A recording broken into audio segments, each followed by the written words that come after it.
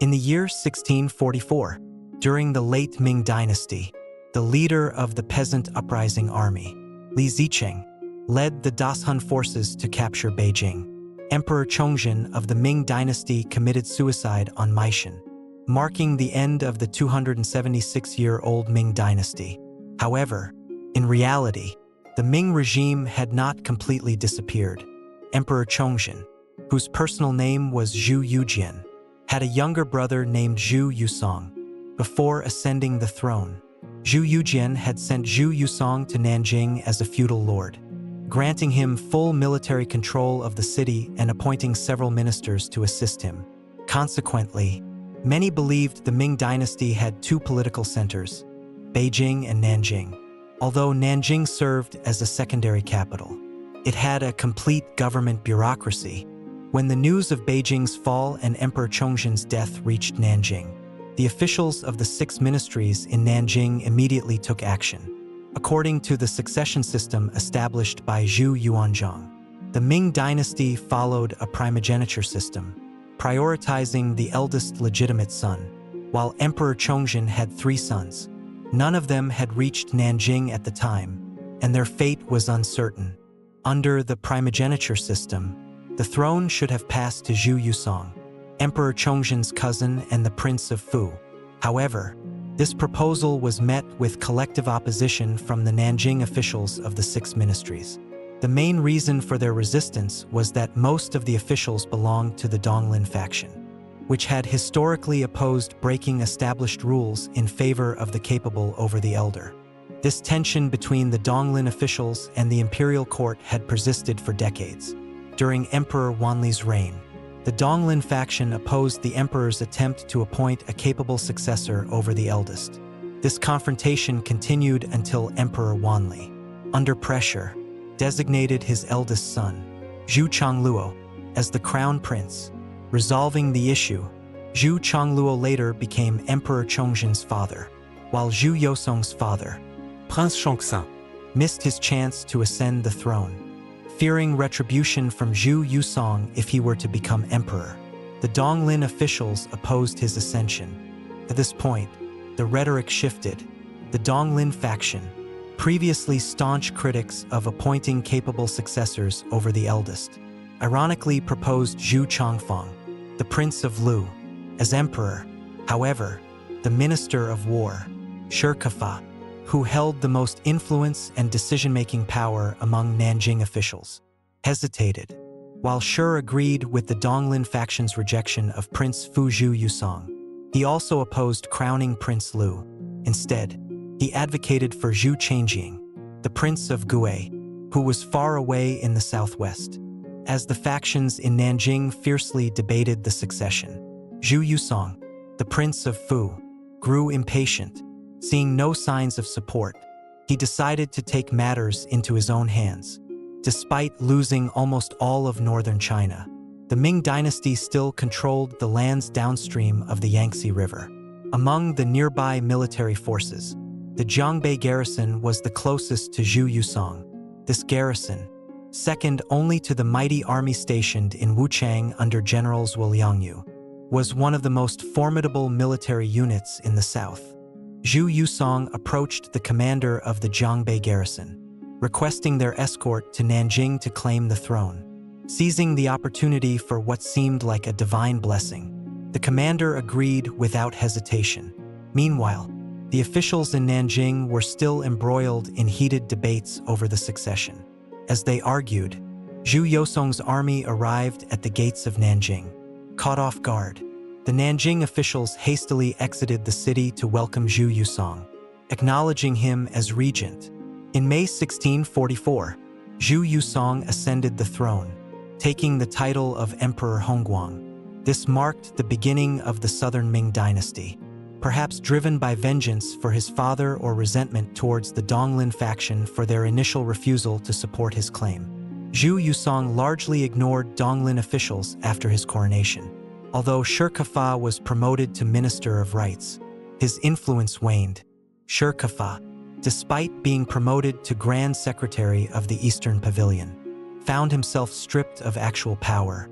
Meanwhile, Ma Shiying, the former governor of Fengyang, was rewarded for his role in securing Zhu Yosong's ascension by being appointed as the head of the cabinet.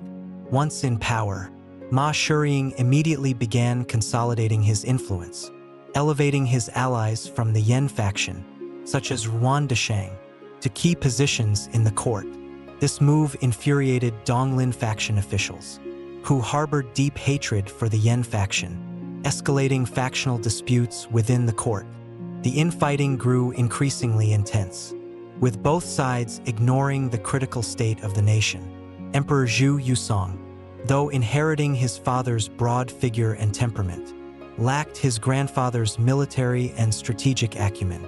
After ascending to the throne, he indulged in complacency, turning a blind eye to the factional conflicts within his administration.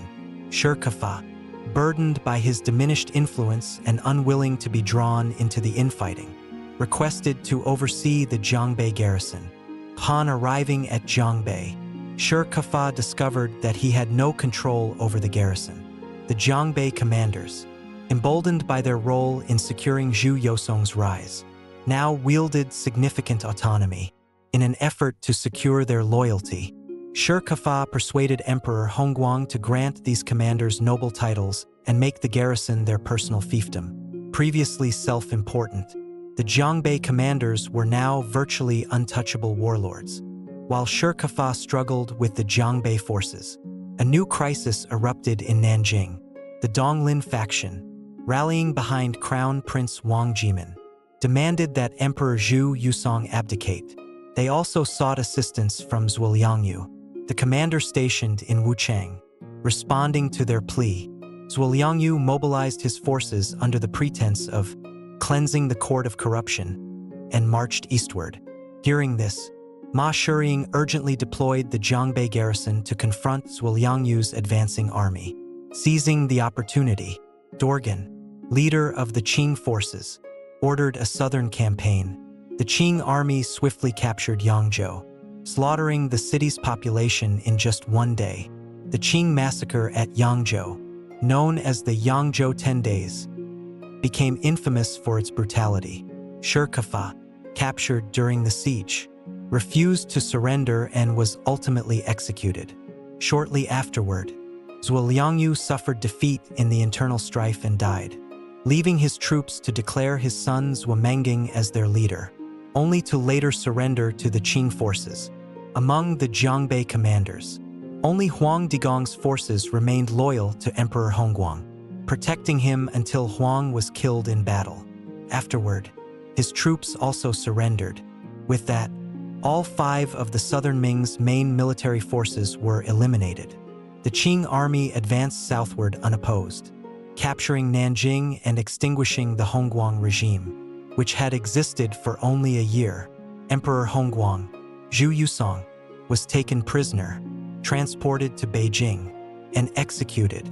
When the Qing forces initially captured Beijing under Dorgan's leadership, they had briefly enforced the Q order, mandating Han Chinese to adopt the Manchu hairstyle. This met with fierce resistance and was rescinded. However, following their easy conquest of Nanjing, Dorgan reissued the order, demanding widespread compliance.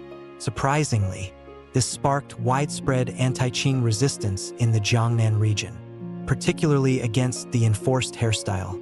Despite the Qing's struggles to pacify Jiangnan, the Southern Ming court remained mired in internal conflicts. The Prince of Lu, Zhu Yihai, and the Prince of Tang, Zhu Yujian, vied for legitimacy, each forming their own factions and fighting independently.